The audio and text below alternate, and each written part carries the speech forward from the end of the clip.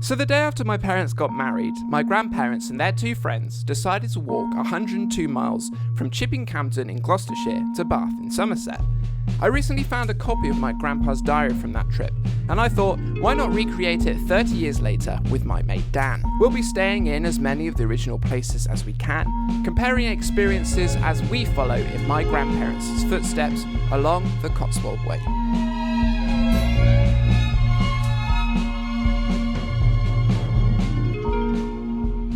While I enjoyed a gentle journey over to Paddington, Dan on the other hand was legging it through the underground to catch our 9:50 train to Moreton in Marsh.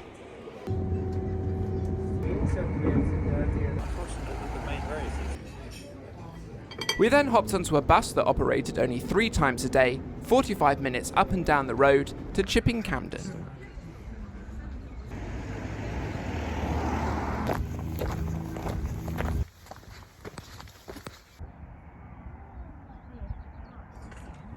Broadway Tower standing on Beacon Hill, just above the village of Broadway itself, and it was built by the Earl of Coventry as a present for his wife.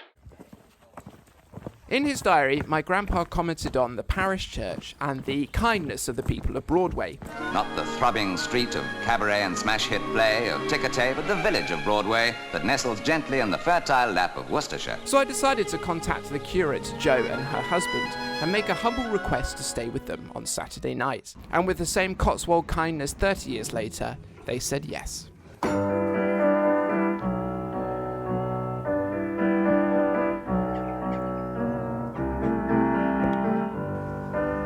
As a form of thank you, I offered to play the organ during the service the next morning.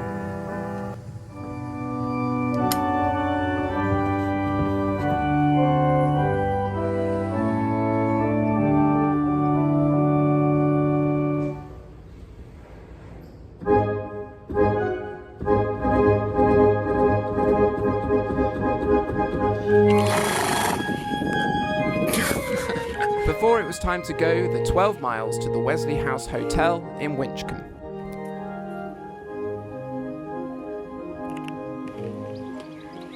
Blue hills of the Cotswolds, the lovely rolling countryside that's England at her best. We're at Winchcombe, and yes, that's ye old corner cupboard inn, buttressed and beautiful in its antiquity. No, we won't call there now.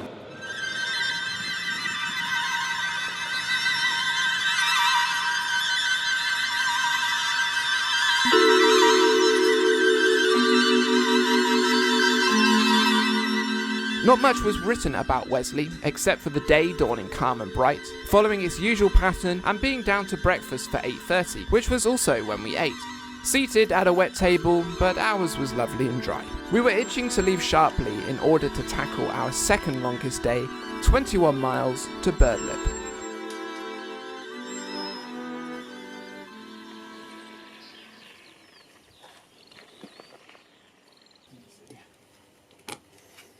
Oh.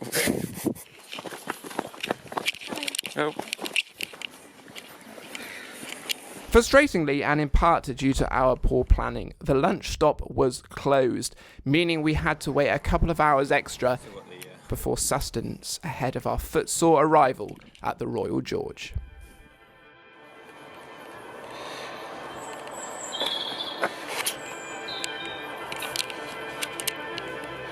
I'm in the west of England today, taking part in a cheese race, because every year in Gloucester, people run down this incredibly steep hill. It's a wonderfully weird tradition. Despite being only 9 miles to Painswick, Tuesday was my worst day as I shriveled under the intense heat of the sun. Though in the evening, downing a couple of pints of water quickly restored me, and I was back in business.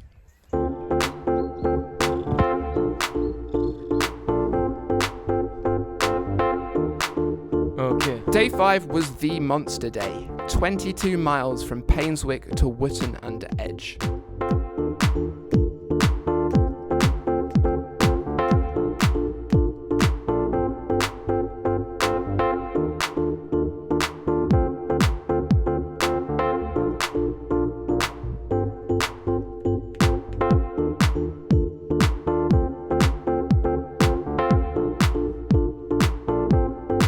Tyndall Monument stands on Nibley Knoll, above the village of North Nibley, in grateful remembrance of William Tyndall, born near this spot, translator of the English Bible. The Swan Hotel surpassed all our expectations and our wallets, as the price from 1990 to 2021 had increased by £35, plus £14 extra for the cooked breakfasts.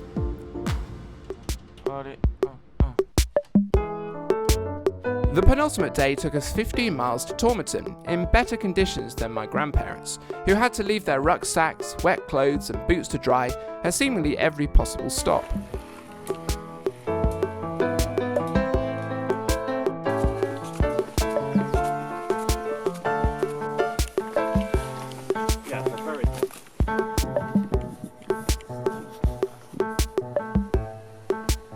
Strolling through Doddington Park, owned by James Dyson, we also disturbed the landlord of the Major's Retreat, formerly known as the Portcullis Inn. We were led to our rooms at the back of the pub, which had a narrow space containing a shower, basin and lavatory.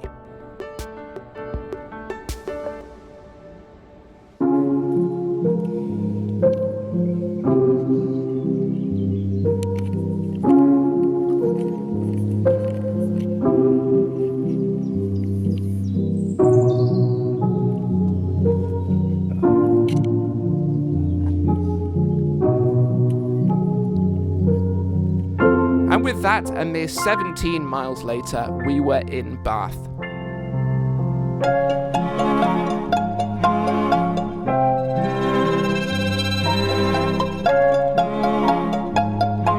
The Royal York Hotel has now become a travel lodge, so we boarded somewhere classier instead. Garlands had become a slug in lettuce, meaning we settled for pizza in the corridor, followed by a late-night exploration of this beautiful, historic city.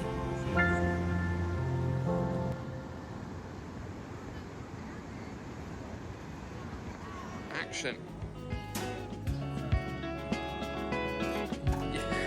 So what did I learn from this experience? Well, I learnt that it's better to go walking in June than September, that words cannot describe how hilly Cheese Rolling Hill is until you actually see it in person. And I think that there's a point around change. Technological advances mean that it's difficult for our grandparents' generation to keep up with what we know. But it's through walking this trail, the Cotswold Way, staying in some of their accommodation choices, experiencing the gentleness and the kindness of people in the Cotswolds, that made me feel like I was there 30 years ago. So with everything in the world evolving around us, we can meet our grandparents and understand their experiences through things like this. And it's actually one of the last couple of lines of the diary that summarises now in 2021, written in 1990. All agreed that it had proved more of a challenge than we had expected. There was mention of possible future events, with threats that backpacking is out. Though for my part, I would like to think that it wasn't my last walking holiday. Leave it all behind.